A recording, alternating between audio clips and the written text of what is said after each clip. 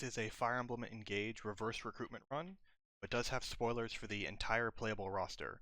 So if you are interested in remaining unspoiled for those characters, go ahead and click away from the video now. Alrighty everyone, we're back here for part 2 of Reverse Recruitment. So in the future I want to be skipping all of the Somniel segments, as obviously they're not very interesting, there's nothing really to do here, but I did want to briefly open up all of the DLC and like special reward stuff, just in case people want to see what all this stuff is, and how it doesn't, it's not good for a balanced playthrough. Let's just put it that way. The Heroes pack here is the legendary weapons and bond rings for the Offscreen trio, Sharina, Anna, and the other guy.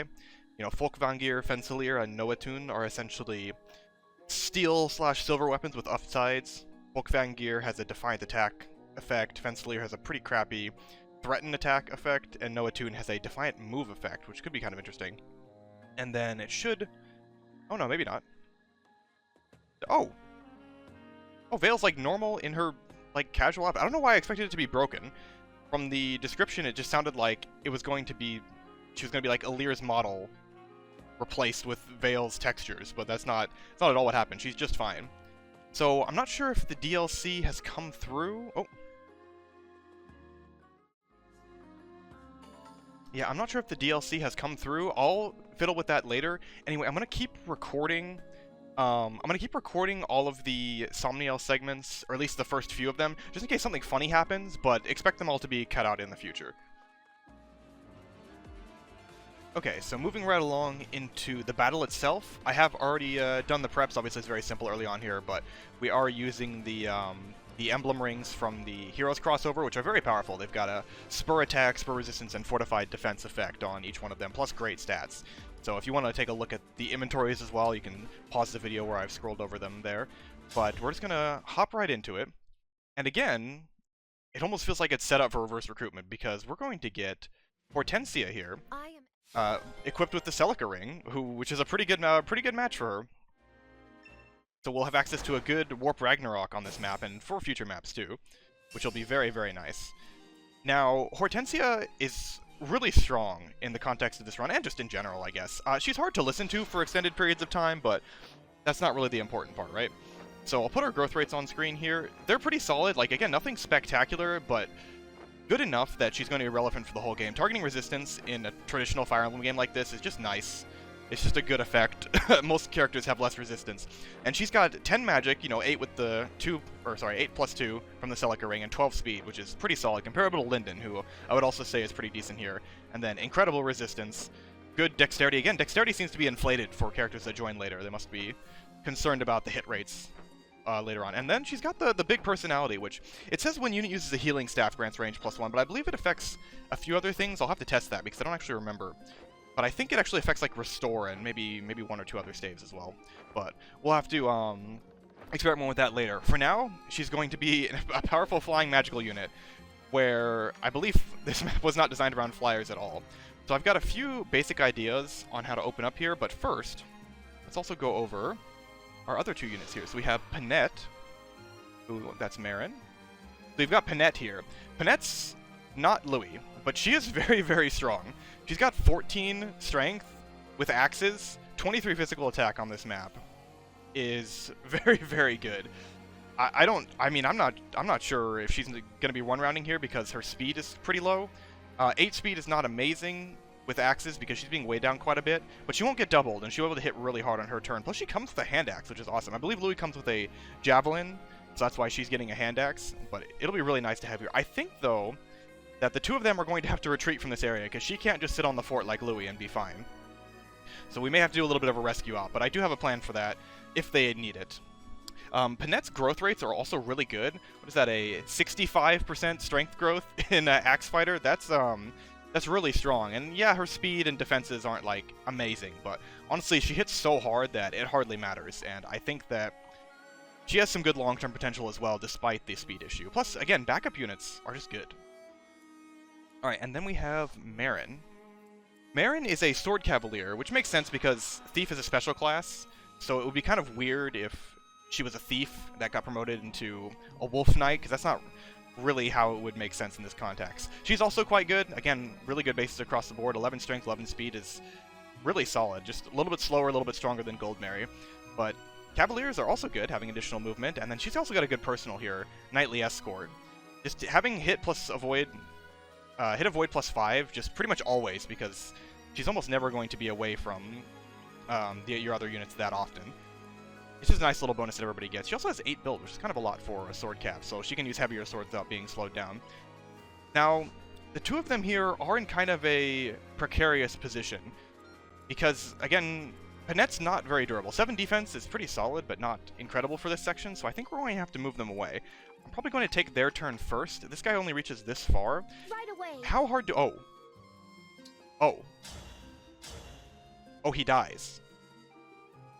Okay, well maybe this won't be so bad. I'm sorry you had to see that. And then another unit I didn't use at all in my other playthrough, just because her joining chapter is not great for setting her up, I feel like. I don't think there are any barbarians on this map, which makes me think I don't think these villages can be destroyed, can they? You just visit them for free stuff. Yeah, I don't think they can be destroyed. So let's have them retreat from this side and start bullying these mages, apparently. I think this guy moves closer, and even if he doesn't... 1, 2, 3, 4, 5... No, we don't actually get there.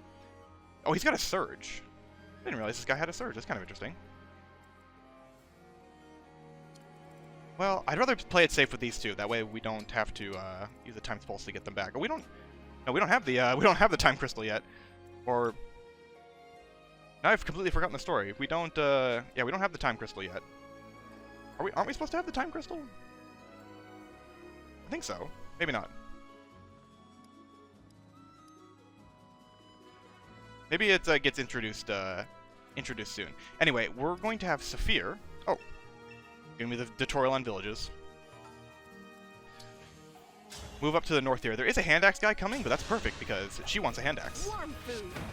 Okay. Add it to the low percentage critical list. And then I was also planning to send Rosado. The stage is mine. And dance for him to try and get over to the group over here. Because he's safe here, and his attack power is low, but I gave him the Marth Ring, so hopefully he'll be able to deal some effective damage to, like, maybe this general next turn, or the, these guys over here. We'll have to see about that. I don't know if how deeply these guys pursue, but we'll find out. Now for the magical units, I think it's pretty obvious that we'll be moving over here. Emblem Celica. So no one rounding early on, but that is just fine. Curious, how much more might? It's 1 more might, right? Seraphim has 1 more might than, Oh yes, but it's effective. Oh my god, she looks horrible. It's kind of fitting. Yeah, we'll go in for an early engage and get an early kill here.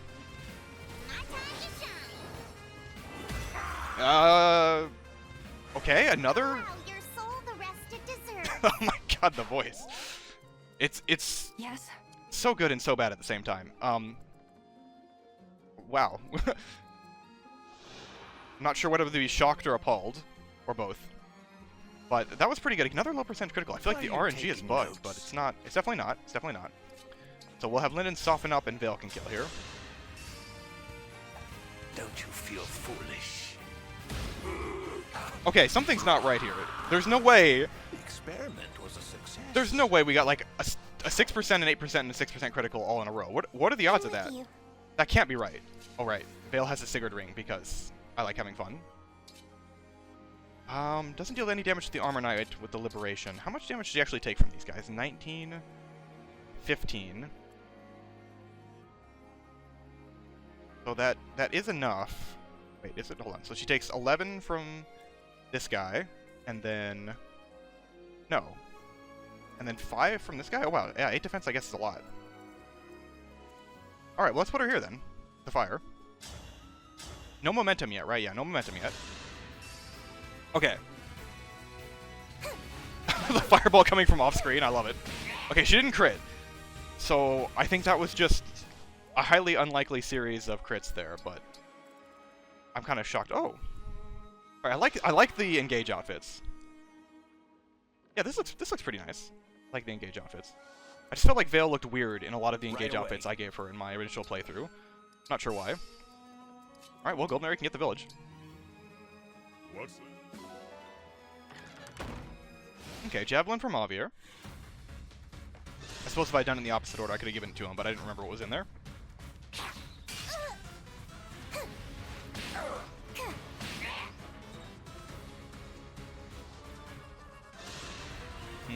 Hand axe.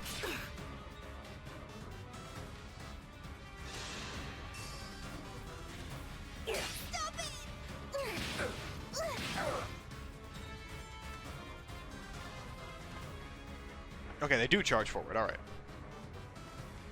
Oh, there's the bandit. Okay. Oh, there's the time crystal. Okay. I definitely remember the order of events very well, obviously. Okay, so I can beat this guy up. We'll get we won't get broken by the sword flyer because we are on the 4 tier, but actually that is not enough to even the 2 attacks there are not enough to kill this guy. I didn't really consider that. I was kind of expecting that to kill. So how well do we do with the rapier here? That is a kill. Very reliable. Wow. Okay, well this was the intention, so let's go for it. Let me confirm that I can kill at least the archer first. Mage does not die, but you one-shot the mage. How about the archer, though? I would have to double up on the archer. If I double up on the archer, though, the mage cannot actually reach me due to the forest. So let's go ahead and do this. Hit rates are pretty good here, which is nice. I'm enjoying the inflated dexterity quite a lot.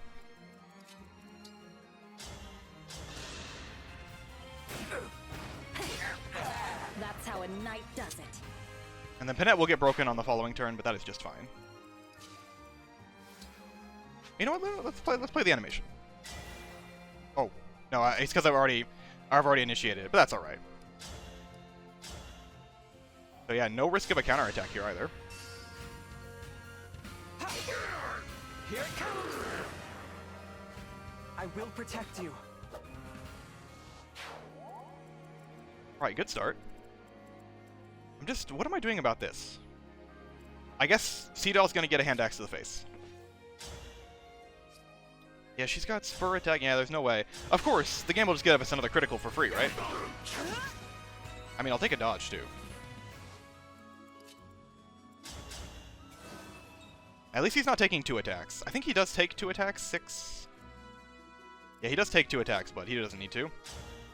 I remember this hand axe guy being annoying too. I think I sent Vander and Alfred over here. I don't remember exactly, but I remember them being annoying as well. Alright, Linden.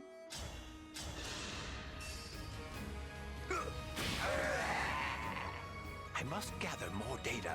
I think I'm going to try to treat Linden like Clan and use him for a lot of the playthrough. Clan did very well in my initial playthrough. I know people don't like him, and his growth rates are more conducive to a physical unit, but still, I had a great time with him, and I kind of want to use him for an extended period of time. Or I did enjoy using him for an extended period of time, and I want to do the same with Linden. Linden's a unique skill. Could be really fun to use.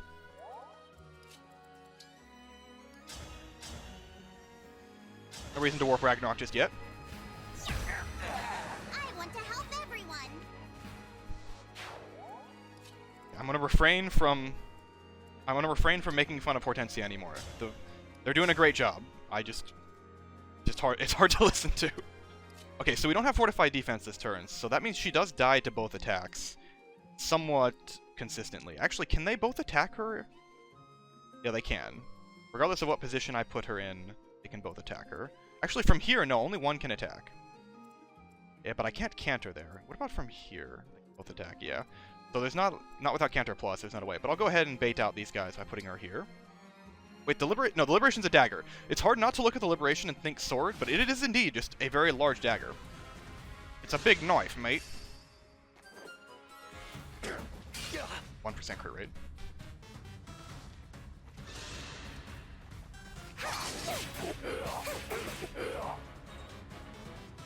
And the engaged dagger animations are cool. I said I should never really saw them.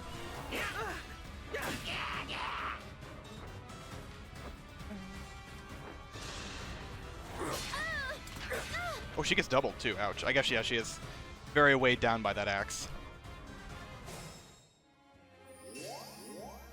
Alright, so we probably will need to warp Ragnarok up there to bail them out. And then, hopefully this hits. It's somewhat reliable. Again, inflated deck's very nice here. Okay, yeah. Lots of hand axe for Saphir. I won't miss a step. And we can dance and take out this Sword Flyer. Again, should be pretty reliable. Yeah. Level up for Saphir? I'll take it. A build double up, okay. She's not slowed down by the Iron Axe, but I think if I were to give her, say, the Noatune or the Hand Axe, it would slow her down, but not as much now. She's huge.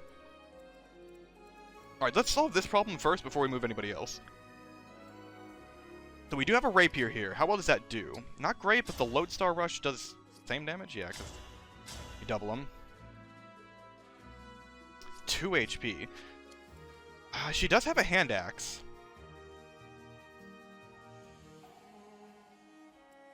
If I were to Hand Axe this Ruffian, what is Marin doing then? I really want to one-shot this guy, though. I mean, it would be so much better to one-shot this guy. I mean, Rosado is blocking the way, and he does... they do a lot of damage. What's the actual... 14 times 2, with a pretty bad hit rate, but even so, don't know if I want to do that. Let's see what our Warp Ragnarok targets are. I think it's going to be all... yeah, it's all of them, because Hortensia can fly. Actually, it might be all of them anyway. Yes, I do know how Warp Ragnarok works. It says effective against Corrupted, but I believe we have to use Ragnarok, and we can't use, yeah. We can't use anything else. The other option would be to Warp Ragnarok this guy and throw a Hand Axe at him, which would kill and leave the mage alive.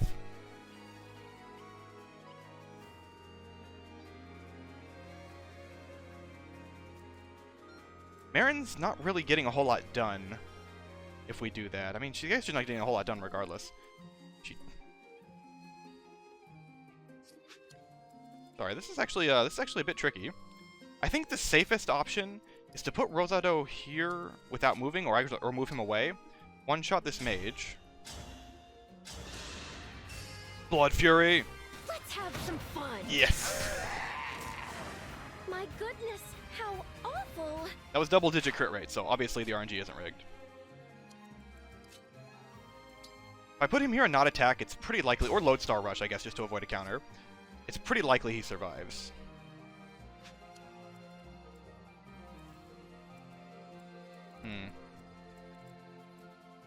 How much damage does Warp Ragnarok do to this guy? He has 10 resistance? Where to? She has good magic. Yeah, this does kill. Okay, let's do it like this then. 2, 3, 4, yeah. Let's kill the flyer. It's over!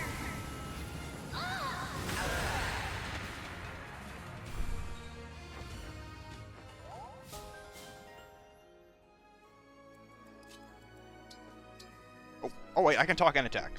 This doesn't do anything. There was no reason to do that, but I can. You're done for! Alright, and then I guess a Lodestar Rush this guy, and just hope for the best on the turn here. Or actually, no, why do that? Why not just wait? There's no reason to risk it. I can just wait.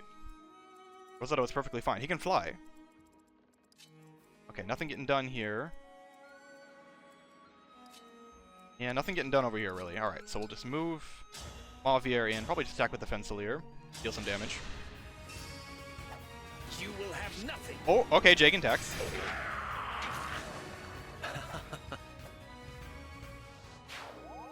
Another low percentage critical, and the Jagan tax kicking in. I mean, that's just bound to happen, especially when Mavier has better decks than Vander and that kind of thing. Alright, let's keep going. There is nothing to fear. Actually, was there 1, 2, 3, 4, 5, 6, 7, 8, 9, 10, 11? No, she couldn't have actually... I was thinking, okay, she couldn't have made it over there, right? No.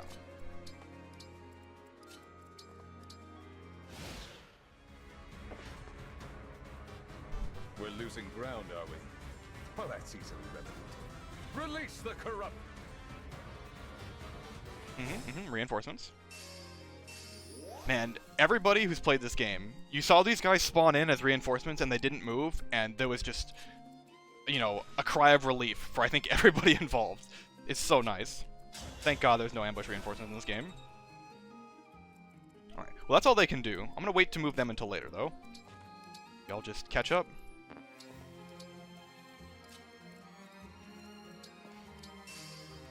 have such a hard time moving the cursor in this game. I'm not sure if it's due to, like, my setup having some input lag, or if there's just input lag in this game.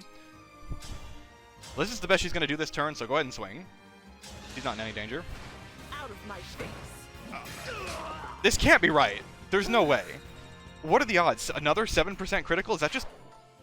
I remember there being a lot of low percentage criticals in my original playthrough, but I feel like this can't be right. There has to be something illegal going on. Okay, let's soften up with Hortensia. And finish off with Rosado.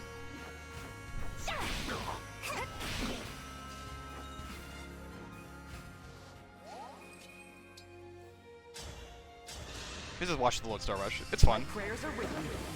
Oh. Attack Spurred Lodestar Rush for an extra damage point.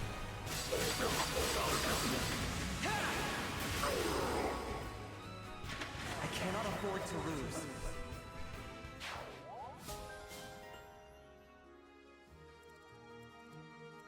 Yeah, swords are just a much better option for Rosado right now anyway. Thank you for warning me. 2,000 gold, hell yeah. I'm going to spend that wisely.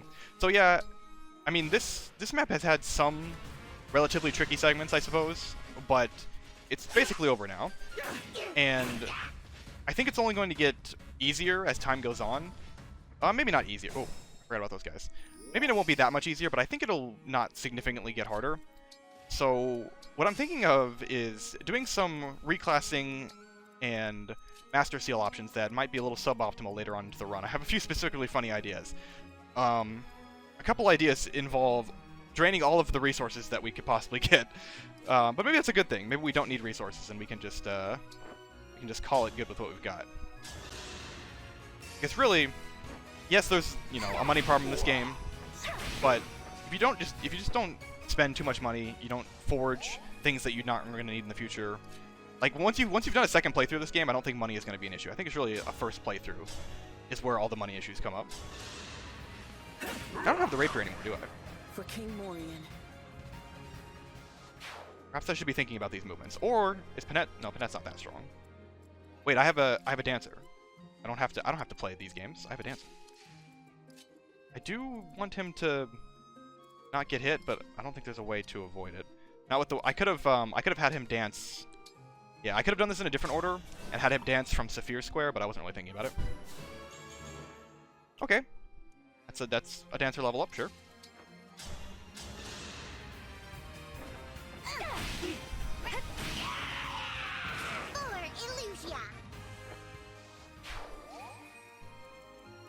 Okay, let's just grab the Emblem pool. Some free healing. And brace for these flyers. Veyle, you just keep going, I guess. Get another Emblem pool here. I feel like most of the Emblem pools in the game are just... wow, 92% miss. Some really weird RNG in this run. But anyway, I feel like I never use the Emblem pools in the other maps. It's like this map and maybe the next one, where I actually use the Emblem pools. The other ones are just kind of like out of the way, where I don't really want to mess with them. No more Jagan attacks, please.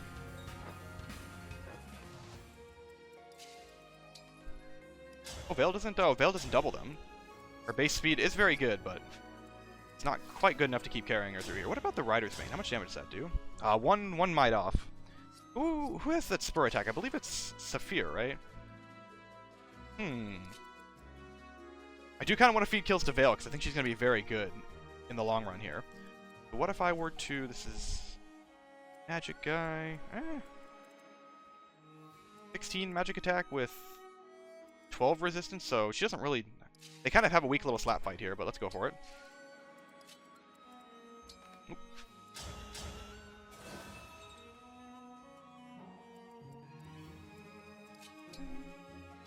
And we'll attack with the hand axe here, because that will give us a chain attack. Or actually, no, I can attack with the iron axe and trade, which will still get us the chain attack we want.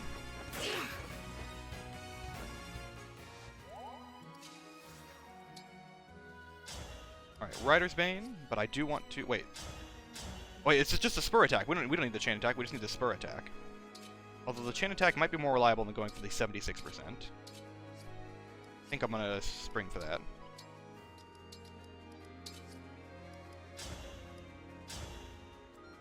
Oh, nope. Nope, maybe not. Only 2 damage on the chain attack. It'll hit. There's good RNG in this chapter, apparently. Nope, it didn't. Okay, well, get out of the way, I guess. Of course. We have plenty more options to get through here. Serves you right.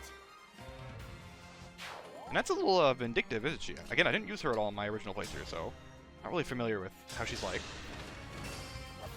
Allow me! That was cool, was it not?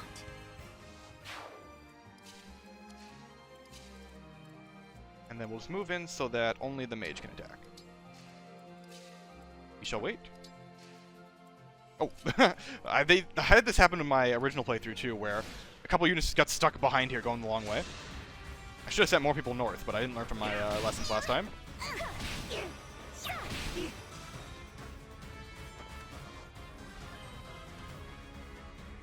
Oh, okay. They do keep coming, and they spawned right on top of me, which might make things a little bit more difficult. So it's an archer and 2 lance fighters, plus I've drawn the boss here. Okay, she does one round the archer. She's not a mystical unit though, so what's her hit rate? Bad. Alright, well that's interesting. Mavier can't help. We do have a dancer though. Veyle can help quite a bit. How well does she do with her weapons here? Pretty solid, is doubling them. Liberation is strong here. We may need to dance for Veyle. Beetle's kind of in an awkward position blocking the way. But I feel like this is our first... Yeah, this is going to be a good opener. Somebody's going to be in range to be attacked by the mage, but that's alright. You'll take nothing from me. Okay. Gods, please protect us. The liberation is cool. It being a knife, I think, is actually kind of cool looking. They just hold it so anime, I guess. But do I want to move her in for Fel protection, or do I want to move her out? No, I probably want to keep her away. Maybe move her here so somebody can attack from 2 range. Grab the break here. Oh, by the way, the way the support points work in this game is that it is based on... It's based on the character, although it's roughly based on the join time of the character. So because all the characters have a later join time, the required support points to build a new support is very low. So we do already have like quite a few C supports just kind of lingering on. Like if I were to mouse over, where's Veyle? Yeah, she's got a C support with Seedall, with Mavier, and I think someone else too. And other people have supports, and they'll continue to build very quickly. So we'll have additional hit rates, avoid rates, and all that. By the way, did y'all know that Mavier has like a generic support type that doesn't actually provide any more bonuses than hit? I didn't actually know that. There's like support affinities in this game, but they aren't... let's say, they aren't like displayed anywhere. You just kind of have to know who has what type of affinity. How am I getting her out of this? How much does he do with a javelin? 17. Which actually, 17 plus 2 is not enough to kill her. Huh, okay. Yeah, because this guy only does 2 damage, right? She's got 14 resistance. Okay, well that's fine. She can take the hit. I'll just go ahead and engage here. Do I Warp Ragnarok this guy just to deal damage, or do I go for the double hit? Okay, I only need one of these to hit because the Seraphim one-shots him. Alright, let's try this. I have a dance if this doesn't work. Nope, it works. Allow your soul the rest it deserves. Okay, so now we have an easy cleanup here then.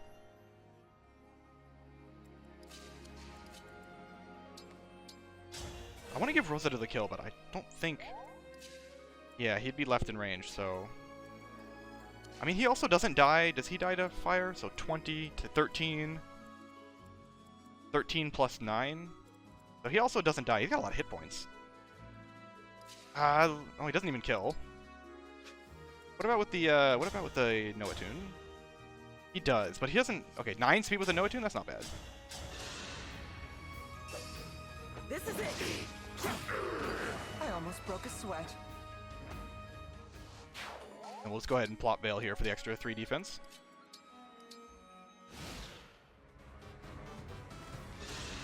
Wait, who are you attacking? Sophia? Why? Gosh, they have no sense of self-preservation. He's just moving in to die so that he can deal, like, 3 more damage to somebody. They really like to deal damage too much. Soon. Wait, 22 damage? Oh! Oh, I lost. I only considered the fact that he had a As bad as javelin and not the steel lance. Okay. Well, let's, not do that then. Yeah, he's got a steel lance too. I did not pay attention to that. So now how are we dealing with the archer then? Well, it's going to be very difficult to deal with the archer now, isn't it? Let's go ahead and dance for Veyle to get him out of the way. What's the actual hit rate on the archer on her? Pretty good, right? Yeah. So, we would need this to land. Now, here's the thing. Because of the way the RNG is set up in this game, I actually know that if we engage with the Seraphim, this will hit. Now, this is RNG abuse, but this is the same RN as before. So, it is guaranteed to hit because the last thing we did from the Time Crystal was hit this guy on the first hit with the Seraphim. There's actually no risk to attack here, but I kind of don't like doing that because, again, it's RNG abuse. I know what the RN is, so I'm going to abuse that knowledge. And it makes things nice and easy here.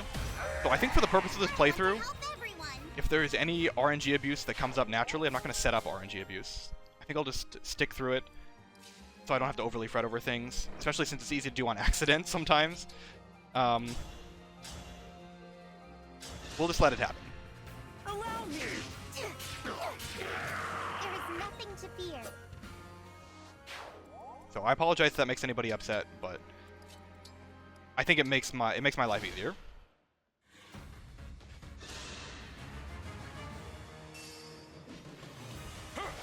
Oh wait, she one-rounds him. Wait, is it a route map? No, it's defeat boss, right? I would have won, you know. Ah, sure, buddy, sure. Nope, yeah, it's okay. It's a defeat boss. Alright, well, that was easy then.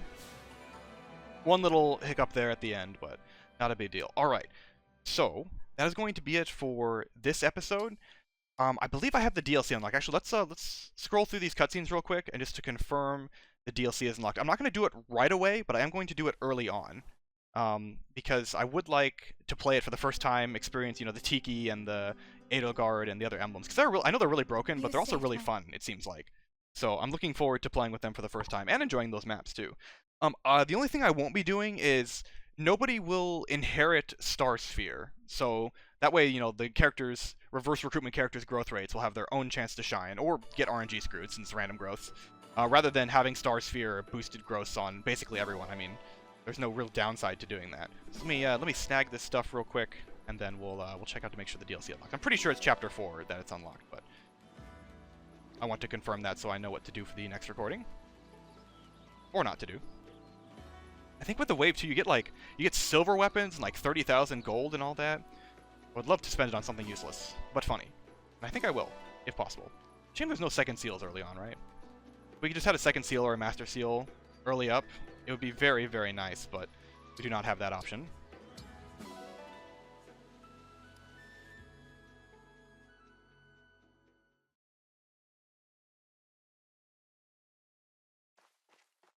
Alright, we get our shopkeepers too. 10,000 military funds from Vander.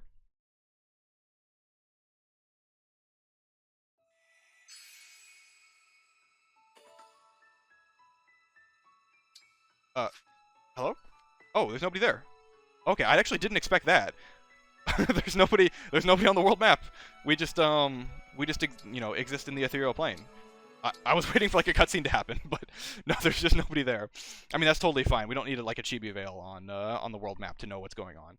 It's interesting that I thought it would just be like a Alear or something, but no, just nobody at all.